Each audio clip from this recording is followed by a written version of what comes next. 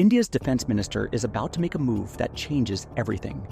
Rajnath Singh is heading to China next week, the first ministerial visit since the deadly Galwan Valley clash in 2020 when soldiers died on both sides, and relations went into deep freeze. But here's the thing. The mainstream media is telling you this is just about the Shanghai Cooperation Organization Summit. But let me tell you what's really happening behind the scenes. There are 3 strategic reasons why the defense minister is making this trip right now, and none of them are what you think. First, let's talk about what everyone's missing: the timing. Why is this happening now? Think about it. We just had Operation Sindoor, where India conducted cross-border strikes. Pakistan is still licking its wounds. The Middle East is on fire with Iran-Israel tensions. And suddenly, India decides to send its defense minister to China? That's not coincidence, that's calculation. You see, when big powers make moves, they don't do it randomly. India knows that China has been watching Operation Sindoor very closely. Beijing has been taking notes on India's military capabilities, strike patterns, and most importantly, how the international community reacted.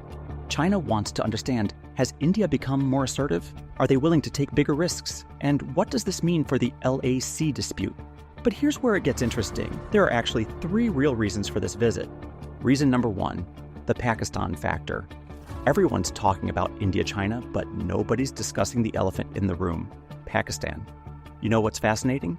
Pakistan's defense minister, Khawaja Asif, will also be at this SCO summit. So you'll have India, China, and Pakistan's defense ministers all in the same room for the first time since Galwan. Now think about this strategically. After Operation Sindoor, Pakistan has been desperately looking for support. They've been running to the US and China, crying about Indian aggression. But here's the twist. Although Trump has claimed he was instrumental in solving the crisis, China doesn't want to get dragged into India-Pakistan conflicts right now. Why? Because China has bigger fish to fry with Taiwan, South China Sea, and their own economic problems. So what's China doing? They're positioning themselves as the mediator. They want to be seen as the responsible regional power who can manage India-Pakistan tensions. This gives China leverage over both countries. It's classic divide and rule strategy, but with a modern twist. Reason number 2, the economic chess game. This is where it gets really interesting. You know what happened in April? China suddenly started curbing exports of rare earth magnets to India. These magnets are crucial for EVs, electronics, motors, basically everything that powers modern technology. And guess what? China controls 90% of global production. This was China's warning shot. They were telling India, you want to play the tough guy with cross-border operations? We can choke your economy without firing a single bullet. But here's what China didn't expect: India's response. New Delhi immediately announced a special scheme worth $460 million to build domestic rare earth magnet production. India is basically saying, you want to play economic warfare? We both can play this game. Now suddenly China realizes they might lose their biggest customer. India is their largest rare earth magnet buyer after the US. If India builds domestic capacity, China loses billions in revenue.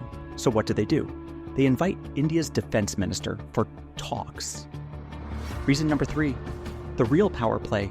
And this is the big one. China's facing a strategic nightmare right now. They're surrounded by hostile neighbors. Japan is rearming. South Korea is building missiles. Philippines is hosting US bases. Taiwan is getting stronger. And now, India is showing it's willing to conduct cross-border military operations. China's worst fear is a coordinated containment strategy. They don't want India joining any anti-China alliance. They especially don't want India getting too close to the US, Japan, and Australia in the Quad alliance. So what's China's strategy? Keep India engaged. Give them just enough hope for border resolution to prevent them from fully aligning with the West. It's like keeping your competitor close enough to watch them, but not close enough to trust them. But here's what India is really doing, and this is brilliant.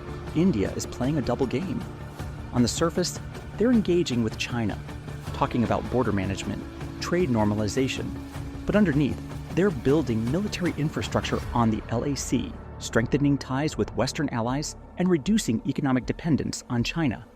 Rajnath Singh isn't going to China to make peace. He's going to send a message.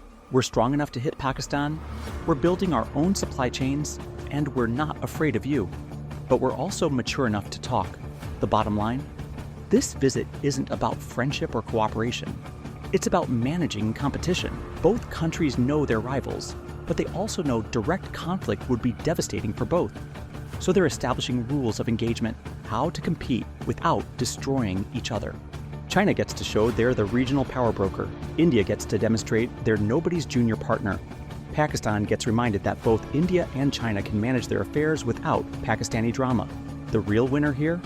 Anyone who understands that in geopolitics. Sometimes the most important conversations happen between rivals, not friends. Because when enemies talk, that's when you know the stakes are really high. That's the real reason Rajnath Singh is going to China. Not for peace, but for strategic positioning.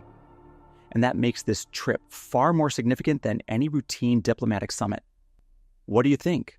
Are India and China managing their rivalry smartly? Or is this just buying time before a bigger confrontation? Let me know in the comments below.